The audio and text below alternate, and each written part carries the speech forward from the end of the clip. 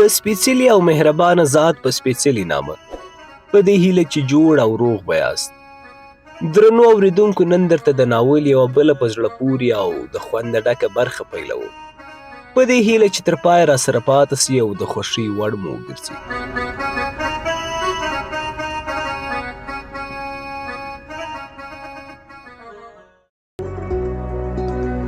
زړه راته وویل چې راسه نن هم د ګلالۍ تر کوره ورسه، بلکې بیا یې وګوره. که یې له نږدې ونه ګورې، له لرې خو به یې وګورې. زړه مې ډېر غوښتل چې همدا اوس ماښام راغلی وی، خو د ملک صاحب راتګ زما د تګ مخه ونیوله او ملک صاحب هم د هرې شپې په شان راغلی او ډوډۍ مې یو ځای سره وخوړله. موږ ډېرې خبرې سره وکړې. د شپې 9 بجې به وې چې ملک صاحب خپل کور ته ولاړی. چې ملک صاحب لاړی، زه هم له خپله کوره راووتلم. بې له دې چې دروازه وتړم، د ګلالۍ پر خوا روان سوم. پوهېدم چې هغه به د هغه ځایه تللې وي، مګر زما زړه ویل راځه ورسه ګوندې نه وي تللې. زه پر لاره ډېر چابک ولاړم، دونه چابک ولاړم چې د 25 دقیقو لاره مې په 15 دقیقې ووهل، مګر متاسفانه چې هغوی نه وه او تللي وه. زه د کږدیو تر ځایه ولاړم او د ګلالۍ پر ساړه نغري تر ډېره کښېناستم او پر خپله بېوسي او بېوزلي باندې مې ډېر وژړل. تقریبا 1 ساعت وروسته چې ژړا یو څه تسکین رابخښلی و، راولاړ سوم او خپل کور ته راغلم. په کلي کې ملک او د کلي نورو خلکو ډېره ښه رویه راسره کوله، مګر زه د دې کلي د لوی او واړه څخه ډېر شرمېدم او د هر چا سره چې به مخامخ سوم، ما به دا خیال کاوه چې دوی زما او د ګلالۍ په مینه خبر دي. زه به خپل دغه احساس ډېر وځورولم او ډېر ژر به د هغوی څخه جلا سوم. 4-5 ورځې ډېر سخت ناروغه سوم، خو د ملک صاحب د کورنۍ درملو په برکت بیرته روغ سوم. 6 ورځې وروسته که څه هم پوهېدم چې زما او د کریم کاکا هغه پخوانۍ اړیکه بشکېدلې وې، مګر سره د هغې مې هم د څه کار په بهانه له ملک او نورو ښوونکو او زده کوونکو څخه خدای پاماني وکړه او غزني ته ولاړم.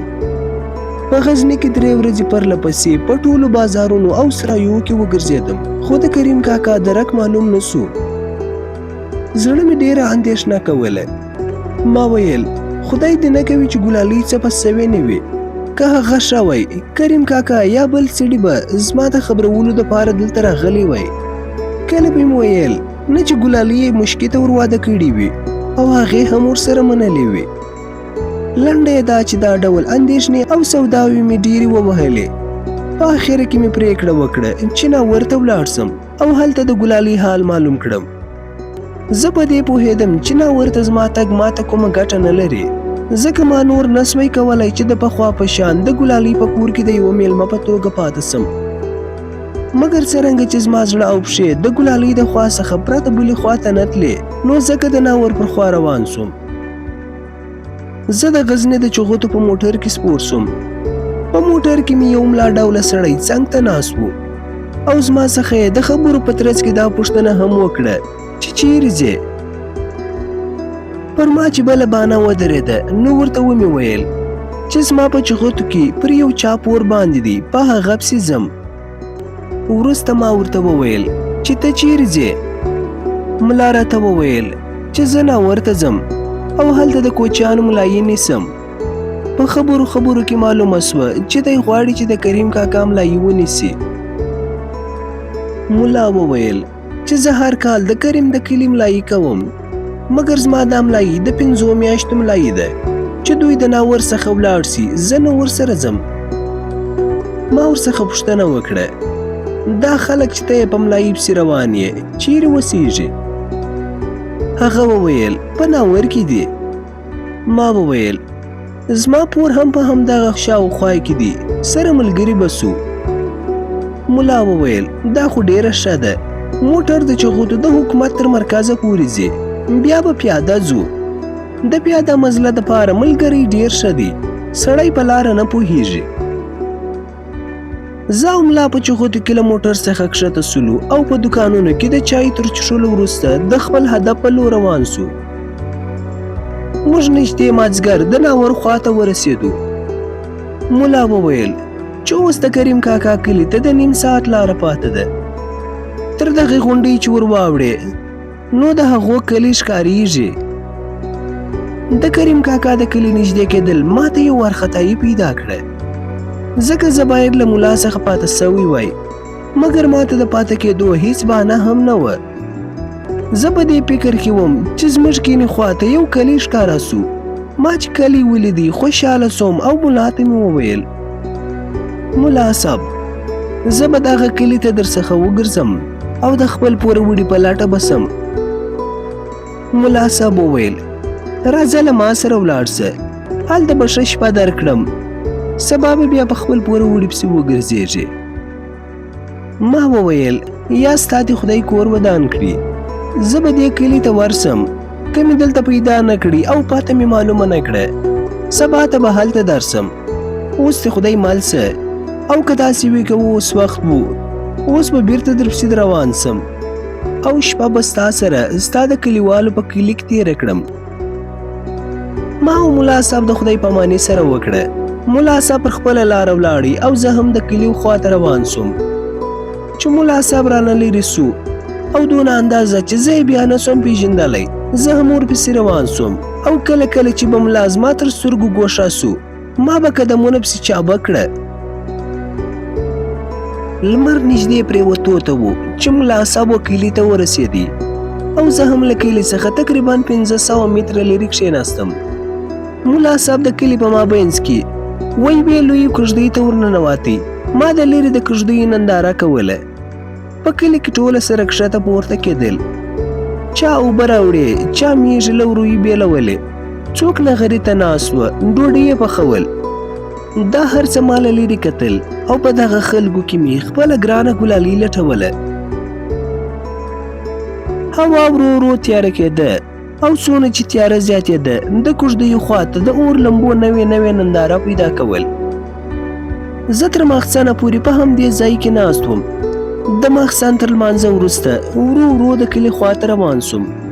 کلي ته تقریبا 20 متره نږدې د یوې لویې ډبرې خواته غلی کښېنستم او غوږونه مې د کلي د خلکو اوازونو ته چې ښه اورېدل کېده نیولي وه او خپل اشنا اواز مې پکښې لټاوه. 2.5 ساعته تېر سوه. د کریم کاکا او نورو ډېرو اوازونه مې واورېدل، مګر د ګلالۍ اواز مې تر غوږو نه سو. ډول ډول چرتونه راتله. کله به مې ویل چې ګلالۍ به واده سوې وي او د میړه کور ته به تللې وي، کله به مې ویل خدای دې نه کوي چې څه به سوي نه وي. زه په دې چرتو کې ډوب وم چې د ګلالۍ د مور اواز مې واورېدی چې په لوړ اواز یې وویل: ګلالۍ، پاڅېږه، که څه زهر خورې.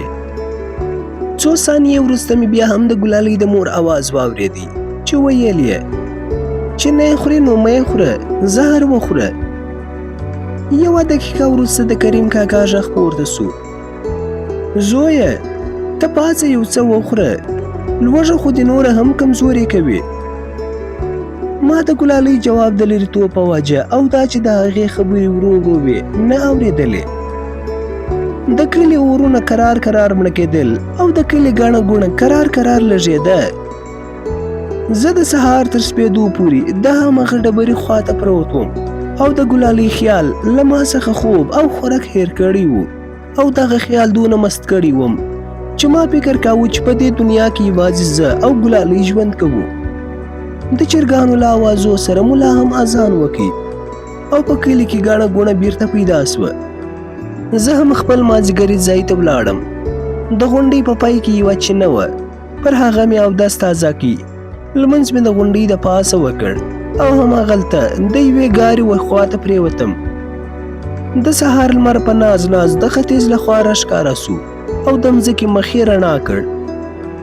د لمر ختو سره سم د کلي څخه د میږو او رویو رمې راووتې او د کلي شاوخوا ته په څړ بوختې سوې.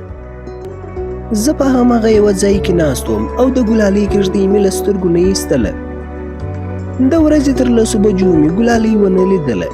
10:30 بجې به وې چې ګلالۍ له کږدۍ څخه چې ډېره کمزورې سوې او د پېژندلو نه راووته او کرار کرار د هماغه ډبرې خواته ولاړه کومه چې ما د هغې په پناه کې شپه تېره کړې وه. ګلالۍ چې د ډبرې خواته راورسېده ودرېده او وروسته د ډبرې خواته ټیټه سوه. بیرته پورته سوه. څو ثانیې په فکر کې ولاړه وه او وروسته بیخي هلته کښېنسته. تر ډېره وخته هلته ناسته وه. بیا ولاړه سوه او چابکه د کږدۍ یوه خواته ولاړه. 10 دقیقې ځنډېدلې نه وه چې بیرته راووته او ورو ورو د ډبرې شاوخوا ته وګرځېده. د هغې له حرکاتو څخه داسې ښکارېده چې زما پال یې پیدا کړي او هغه څاري، ځکه چې په داسې حال کې چې ومځکې ته یې کتل زما پر خوا را روانه وه. ګلالۍ به کله پل ورک کړ او بیرته به شاته ولاړه او دې خوا او هاخوا ته به یې لټاوه. د ګلالۍ په دې سرګردانۍ زه ډېر ځورېدم، مګر څرنګه چې غونډۍ کلي ته بیخي ښکاره وه او که زه ولاړ سوی وی یقینا د کلي ټولو خلکو به لیدلی وی، نو زه کله ناکامه غلی ناست وم. او سره د دې چې د ګلالۍ تکلیف زه ډېر ناارامه کړی وم، مګر له تاسو به یې څه پټوم. د ګلالۍ له لټون او تلاش په عین ځور کې ماته یو ډول خوند هم راکاوه.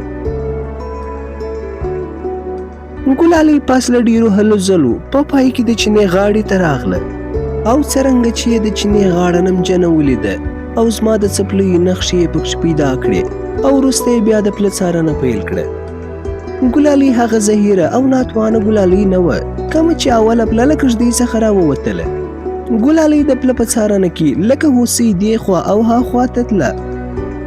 زه د غونډۍ پر سر ناست وم او ګلالۍ د غونډۍ په لمن کې لکه چې یو خوږ او ډېر ګران شی یې ورک کړی وي ګرځېده. تاسې د هغه چا څخه پوښتنه او معلومات کولی سئ چې زړه یې د مینې په غشي سوری سوی وي.